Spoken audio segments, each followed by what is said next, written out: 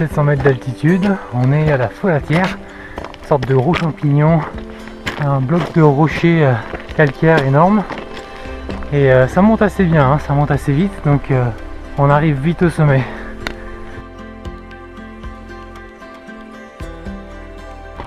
Bon bah il faisait à peu près 5 degrés en bas de la vallée.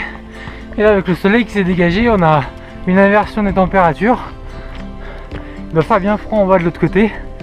Et là il fait bon là, puis avec la montée, ça commence à chauffer.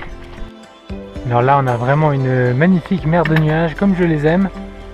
Toute la vallée avec le Vercors de ce côté et les écrins un peu plus loin. Vraiment c'est magnifique, et dire qu'ils ont mauvais tout en bas et nous on a beau temps.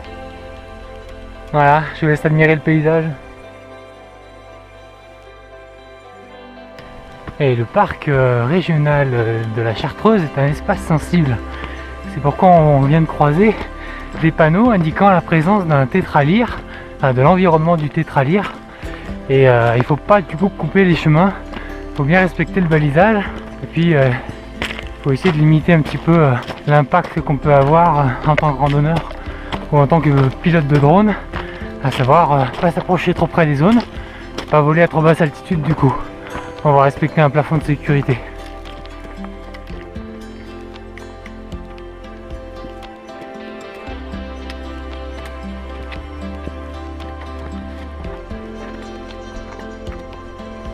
Ok, je crois qu'après ce virage là on va être au bord de la ligne de crête.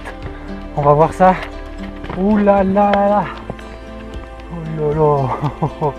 Bon bah le sommet il est juste là-haut. Juste là-bas. On va aller faire un peu de drone sur cette crête. Ça m'a l'air sympathique.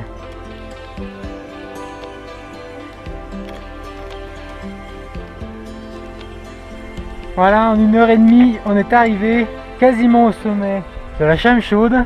Bon, il reste une centaine de mètres pour arriver à la croix, mais ici on est tranquille. Et on a un super panorama, vraiment le plus haut sommet de Chartreuse, rapidement accessible. On a toute la vallée de Grenoble et puis le Vercors. Et puis là on est vraiment en face de Beldon avec les premières neiges qui viennent de tomber. On voit très bien le Mont Blanc là-bas et la dent de Croll qui est juste là. Et si on regarde bien au fond, ben, on a le Granier et puis Aix-les-Bains, le Nivolet quoi, mais c'est un peu plus loin. Allez, je vous montre ça en drone dans 2 minutes.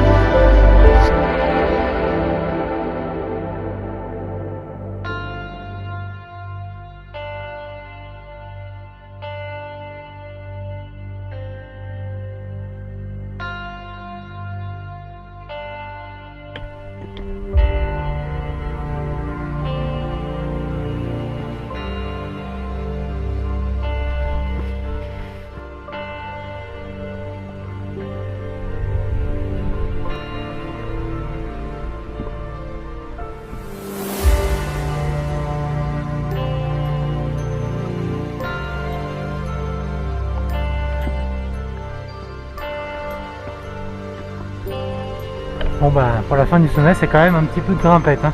Le passage est équipé mais un petit peu délicat, assez raide. Donc si vous avez peur du vide, hein, prévoyez éventuellement une corde pour attacher et sécuriser les personnes les plus sensibles.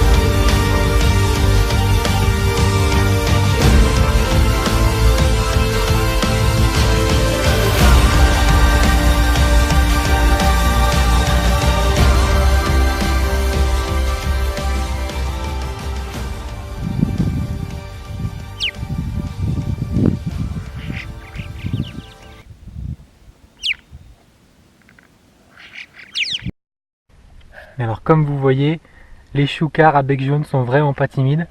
Il y en a un qui est juste derrière moi, il doit être à portée de bras et bon bah évidemment ils attendent qu'on les nourrisse quoi, alors faut pas trop participer à ça, mais ils sont vraiment habitués à la présence de l'homme. Plutôt joueurs, ils adorent faire des rasemottes, nous montrer qu'ils sont les rois de la montagne.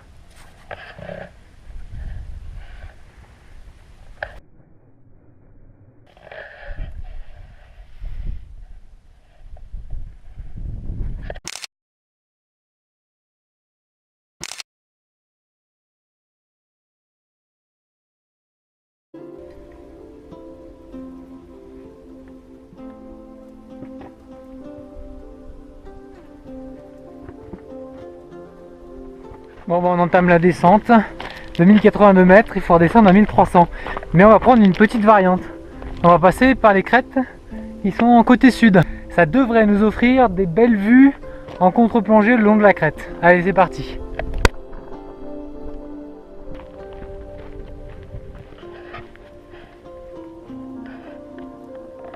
Alors, je viens de croiser un monsieur qui était monté pour la 3e fois à la Chamchaude. 700 mètres de dénivelé x 3, bon, normal. Il est 13h, il a commencé ce matin tranquillement. Alors après, si vous aimez les défis un peu plus physiques, vous pouvez passer par cette brèche ici.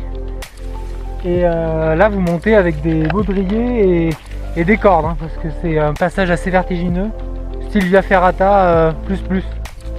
Mais ça peut être sympa à tester. Alors, deuxième spot assez sympa.